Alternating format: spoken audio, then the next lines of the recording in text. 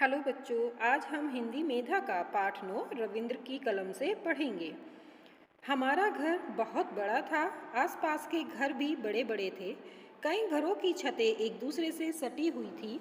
मोहल्ले के लड़के वहाँ पतंग उड़ाते। पतंगों के साथ साथ उड़ते पक्षी मुझे बहुत भाते। ऐसा लगता मानो पक्षी हमारी पतंगों के साथ मुकाबला कर रहे हों कि कौन ऊंचा उड़ता है। उन दिनों लोगों को घरों में पक्षी पालने का बहुत शौक था। हर घर के बरामदे में कई कई पिंजरे लटके रहते।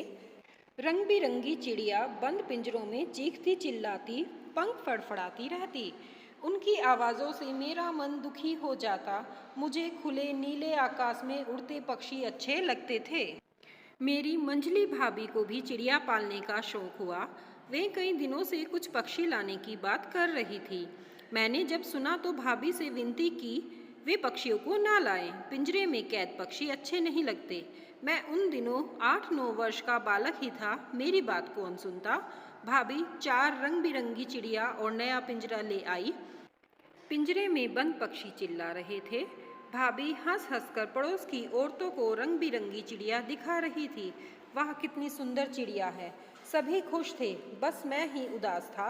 मैंने भाभी से कहा, यह ठीक नहीं है। इन प्राणियों ने आपका क्या बिगाड़ा है जो इन्हें कैद कर पिंजरे में डाल दिया है। भाभी ने मुझे डांटते हुए कहा, छोटे मुंह बड़ी बात। आया है मुझे सिखाने वाला। जाओ, छत पर तुम्हारे मित्र पतंग उड़ा रहे हैं, तुम भी उड़ाओ। मैं रोने लगा, सोचने लगा कि कैसे इन पक्षियों को स्वतंत्र करूं। एक दिन मुझे अवसर मिल गया और भाभी अपनी सखियों के साथ नाटक देखने गई। मैं उनके कमरे से होकर बरामदे में गया। पिंजरे का दरवाज़ा खोला। पक्षी सहम गए। मैंने उन्हें पकड़ा और बरामदे से बाहर उड़ा दिया। भाभी घर आई तो पिंजरा खाली देखकर मुझ पर बहुत क्रोध किया। खुद तो क्रोध किया ही, परिवार के अन्य लोगों से भी शिकायत की। सबको मेरा यह काम अनुचित लगा। सबने मुझे डांटा। मैं चुपचाप सुनता रहा क्योंकि मुझे पक्षियों को आज़ाद कर बहुत खुशी मिली थी। काश मैं उन पक्षियों को भी स्वतंत्र कर पाता जो पड़ोस के बरामदों में लटके पिंजरों में बंद थे।